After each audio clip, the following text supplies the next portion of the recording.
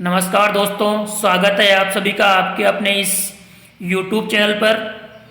दोस्तों, यहाँ पर मैं एलडीसी वाले उन अभ्यर्थियों के लिए बहुत ही महत्वपूर्ण न्यूज़ लेकर आया हूँ जिनका चयन हाल ही में 603 अभ्यर्थियों वाली सूची में हुआ है। तो उन सभी एलडीसी अभ्यर्थियों के लिए यहाँ पर बहुत ही महत्वपूर्ण जानकारी है कि उन्हें डिपार्टमेंट अलॉटमेंट होने के बाद अब डिस्ट्रिक्ट अलॉटमेंट की जानकारी कैसे मिलेगी और डिस्ट्रिक्ट अलॉटमेंट किस प्रकार से होंगे। इसी के साथ साथ डिस्ट्रिक्ट अलॉटमेंट के लिए क्या डॉक्यूमेंट्स की रिक्वायरमेंट होगी एवं पदस्थापन के लिए क्या डॉक्यूमेंट्स की रिक्वायरमेंट होगी, इन सभी की जानकारी मैं यहाँ पर प्रोवाइड करने वाला हूँ। तो इन सभी के लिए आप वीडियो को पूरा देखिए और यदि आप हमारे इस चैनल पर नए हैं तो चैनल को सब्सक्राइब कीजिए, साथ ही साथ बेल आइकन प्रेस करना ना भूले दोस्तों, ताकि आगे आने वाली जो भी महत्वपूर्ण अपडेट्स हैं वो भी आपको मिलती रहें। दोस्तों, जिस प्रकार से आप सबको पता है कि हाल ही में 603 अभ्यर्थियों की जो सूची आई थी उसमें आप सबको यहाँ दिखाई दे रहा होगा कि 603 अभ्यर्थियों की जो मेन सूची है उनको डिपार्टमेंट अलॉट हो चुके हैं, जो कि आपको यहाँ सूची में दिखाई दे रहा होगा। तो इस सूची के आधार पर आप सबसे पहले ये समझ लीजिए कि जिन अभ्यर्थियों को इस सूची में डिपार्टमेंट अलॉट हुआ है उन्हें डिस्ट्रिक्ट अलॉट कैसे होगा। तो यहाँ पर सबसे पहले आप देखिए, यहाँ पर जो भी पहले नंबर पर हैं उनको मुख्य अभियंता सार्वजनिक निर्माण विभाग अलॉट हुआ है। तो सार्वजनिक निर्माण विभाग का जो मुख्यालय है जयपुर में, वहाँ से इनको ऑफलाइन काउंसलिंग के लिए बुलाया जाएगा और वहीं से इन अभ्यर्थियों को जिनका चयन इस डिपार्टमेंट में हुआ है उन सभी अभ्यर्थियों को वहीं से डिस्ट्रिक्ट अलॉट किया जाएगा और वहीं से पदस्थापन कार्यालय अलॉट होंगे। उसी प्रकार से यहाँ पर दे रखा है जिला कलेक्टर सवाई माधोपुर। तो जिन भी अभ्यर्थियों को कलेक्ट्री या कलेक्टर कार्यालय अलॉट हुआ है उन अभ्यर्थियों को डायरेक्टली ज्वाइनिंग ऑर्डर मिलेंगे। वो कहाँ से मिलेंगे, उनके लिए भी कलेक्टर मुख्यालय जिस भी जिले में आपको अलॉट हुआ है उस मुख्यालय से आपको पद स्थापन कार्यालय अलॉट करके वहीं से आपको ज्वाइनिंग ऑर्डर प्रोवाइड किए जाएंगे।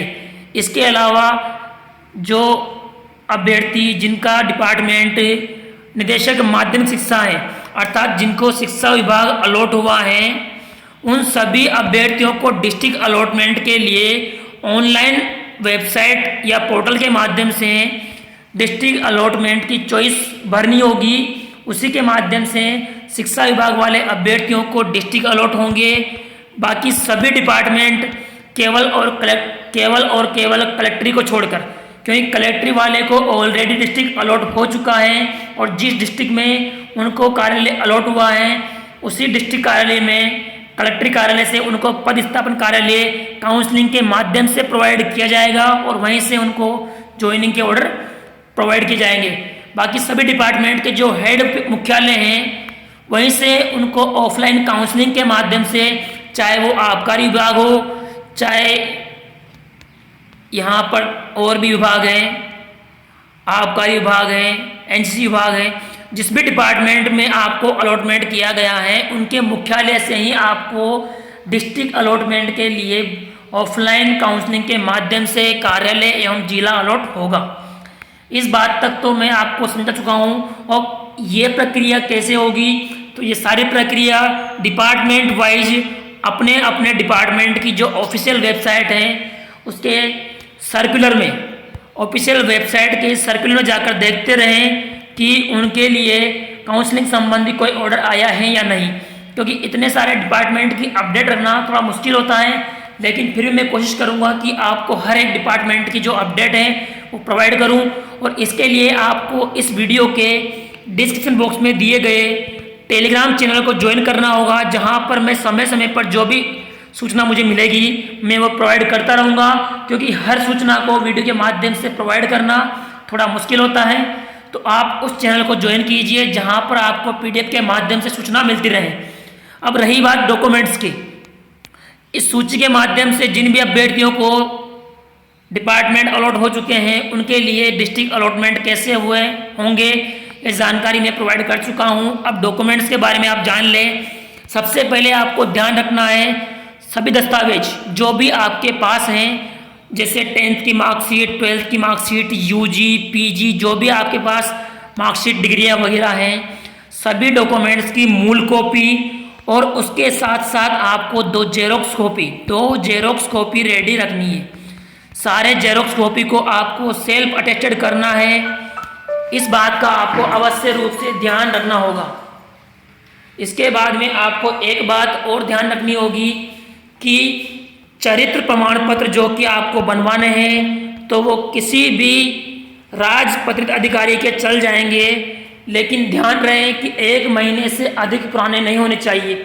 तो मैं आपसे यही कहूँगा, जैसे ही आपके काउंसलिंग ऑर्डर या ज्वाइनिंग ऑर्डर आए उस सूचना के माध्यम से ही आप चरित्र प्रमाण पत्र बनवाए हैं, क्योंकि इसमें कोई ज़्यादा समय नहीं लगता है। इसके बाद में एक महत्वपूर्ण बात है पुलिस वेरिफिकेशन। तो पुलिस वेरिफिकेशन आपको काउंसलिंग के बाद चाहिए होगा। वैसे कुछ डिपार्टमेंट काउंसलिंग के दौरान भी मांग रहे हैं और कुछ डिपार्टमेंट ज्वाइनिंग के दौरान मांग रहे हैं।